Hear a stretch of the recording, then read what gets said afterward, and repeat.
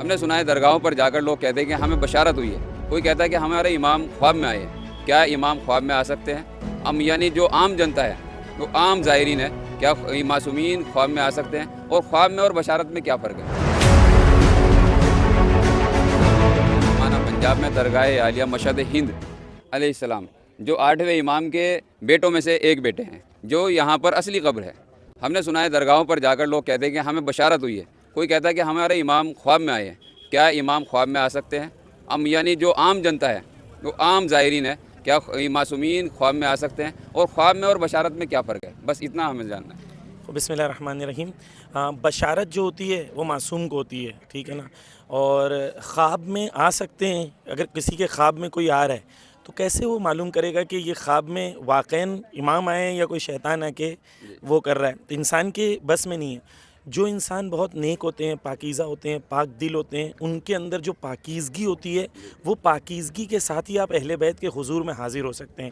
کچھ لوگوں کو ہو سکتا ہے کہ وہ آتے ہوں، ان کو لیکن وہ بہت پاکیزگی اور اس کے ساتھ ہے۔ لیکن اکثر جو عورتیں کہتی ہیں کہ میرے اس میں آ گئے امام حسین اور مجھے یہ کہا اور یہ کہا، یہ کسی کے اگر خواب میں اگر کوئی آتا بھی ہے تو وہ صرف اس کے لیے حجت ہے، کسی اور کے لیے حجت نہیں ہو سکتا۔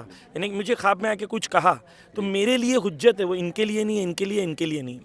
ہمارا دین جو ہے وہ عقل کا دین ہے۔ خدا قرآن میں کہتا ہے افلا تعقلون افلا تدبرون، کیوں عقل استعمال نہیں کرتے ہو، کیوں تدبیر استعمال نہیں کرتے ہو؟ تو امپورٹنٹ یہ ہے کہ یہ جو خرافات کی طرف قوموں کو لے کے جاتے ہیں لوگ، ان سے ہم باہر نکلیں، آئیں زیارت کریں، ان سے اپنے دل کو توسل کریں۔ ہاں، اگر آپ کو کچھ بیان بھی کر رہے ہیں اور آپ کو اگر کچھ ہدایت دے رہے ہیں، الہام کہا جاتا ہے اسے، جیسے قرآن میں ہے کہ الہام جو ہے وہ جانور کو بھی ہوتا ہے، یعنی الہام کیا جاتا ہے اہل بیت کی طرف سے یا خدا کی طرف سے، وہ الہام آپ کو بھی ہے تو آپ کے لیے، دنیا کے لیے نہیں ہے، دوسرے کے لیے۔ بس آخری بات یہ ہے کہ جیسے کہ آپ سرزمین ہندوستان پہ ایک واحد جگہ ایسی ہے سمانا، جو یہاں پر ایک مثال ہے بھائی چارے کی، آپ اس بارے میں کیا کہنا چاہتے ہیں؟ دیکھیے، بہت اچھی بات ہے کہ ہم جو ہیں، ہمارا دین جو ہے وہ یہی سکھاتا ہے کہ سب سے بنیادی طور پر قرآن مجید کا پیغام کیا ہے؟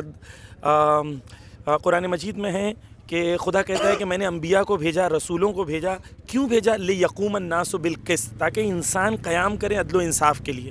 تو ہمارا دین جو ہے وہ عدل و انصاف والا دین ہے۔ یہی دین سے مہاتما گاندھی انسپائر ہوئے، یہی دین سے نیلسن منڈیلا انسپائر ہوئے، کیونکہ عدل انصاف کے پیغام کے لیے۔ جو امپورٹنٹ یہ ہے کہ ہمارا دین جو ابھی ایام فاطمیہ چل رہا ہے، وہ کہہ رہا ہے کہ الجار سمت دار، تم اگر بھوکے ہو، اگر تم کھانا کھا رہے ہو، تمہارے پڑوسی میں کوئی بھوکا ہے تو تم مسلمان نہیں ہو۔ ہمارا دین یہ سکھاتا ہے۔ تو ہمارا دین عدل و انصاف کا دین ہے، ہر انسان کے خیر کی تمنا کرتا ہے اور ہر ایک کو گلے لگانے سکھاتا ہے، کسی کو دور کرنے سکھاتا نہیں ہے۔